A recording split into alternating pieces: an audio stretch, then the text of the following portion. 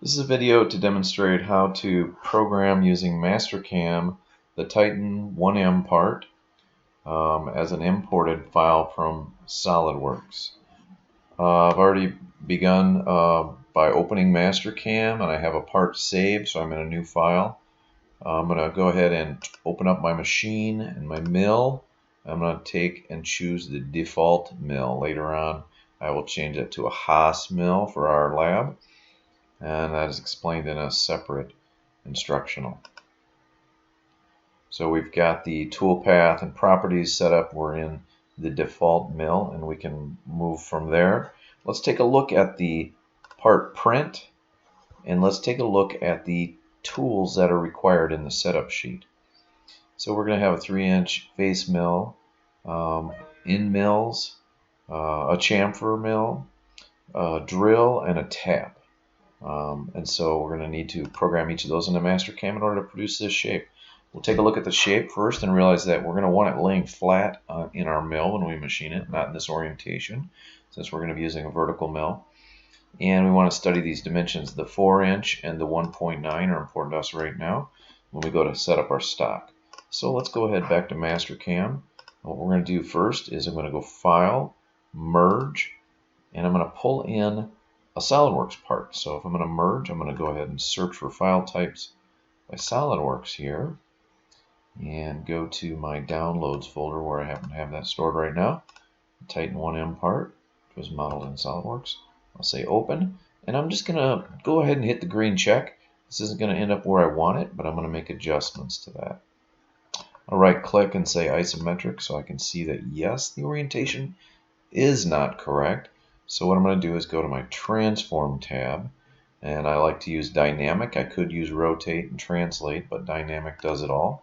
So I'll go ahead and grab that this time and pick the part, choose End Selection, and I'm going to go ahead and just set this coordinate system almost anywhere on the part would work, because what I'm really trying to do is just rotate the part in this first step.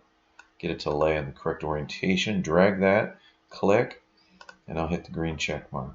And so there we go. Now we don't have the part where we'd like it. We'd like to bring this part, this location of the part over much closer to the origin of 0, but still leaving a little bit of stock around.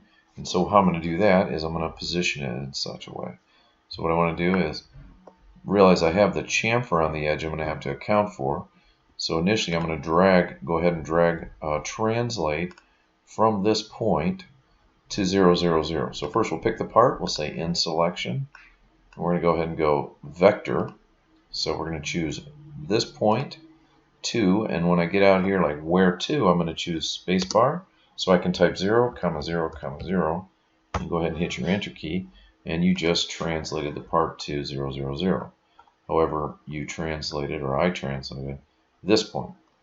So the next thing I want to do is just kind of make that small adjustment for the chamfer. So I'll go ahead in here and do that right away. I'm going to pick the part in selection, and I'm going to move the X in a positive 10 thousandths, and I'm going to move the Y in a negative 10 thousandths.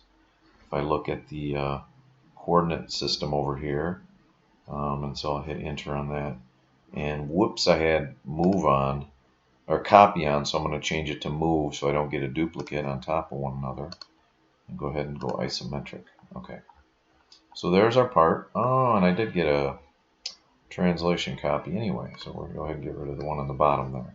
This is the guy we wanted. I must have had copy set. Alright, so we can press on. Okay, I'm going to move this part one more time because I want to allow for some finish stock, but I'm going to show you how that's going to happen because I'm going to go to my properties here, and I'm going to go up to stock in properties, and we're going to start to set up the stock. Now we know the part's 1.9 by 4, so we're going to actually make it larger. We're going to make it 2 by 4.1, so we're going to add a little bit of material there on each side, and we'll put 1 inch here. We're going to say display it in wireframe, just so we can kind of get a first look at the stock material surrounding our part. And that did. So there's our stock, but we didn't choose the stock corner, so we'll go back to the stock setup, and it's thinking the 0 is supposed to be centered, but we're going to choose and click right up in this top left-hand corner, and we'll make that shift. Now we can see that our part fits in there perfectly at the edge, even up here in this corner. But since our part is not, workpiece isn't centered in our stock, we want to make some adjustments, and we have 0.1 on both of those sides, and we also would like to get some machine stock on top, so we're going to lower it down just a little bit as well. So what I'm going to do is go ahead and translate the part again. And what I'm going to do is pick this part and say in selection, we're going to go move. We're going to move over in the X. Let's see, we said we had 100,000, so we'll go 0.050. And we're going to go ahead and move that 0.50. We're going to move the Y minus 0.050. 0.050. Yeah, we've got some room underneath the part. So we'll also just move the Z down minus 0.050. So we really have 50 thousandths on the sides and the top that we can remove here. I'll go ahead and hit check mark on that.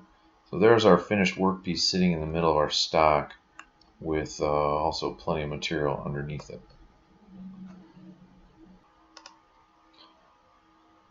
Okay, so our first operation is going to be the facing operation. I'm going to go ahead to an ISO view here again. We want to face this first surface here down to the correct height. So that closes the section on importing, that is merging a SOLIDWORKS part, setting the environment for the mill, setting up the stock and centering the part in the stock. We'll call this section 1 of the Titan 1M, setting the environment.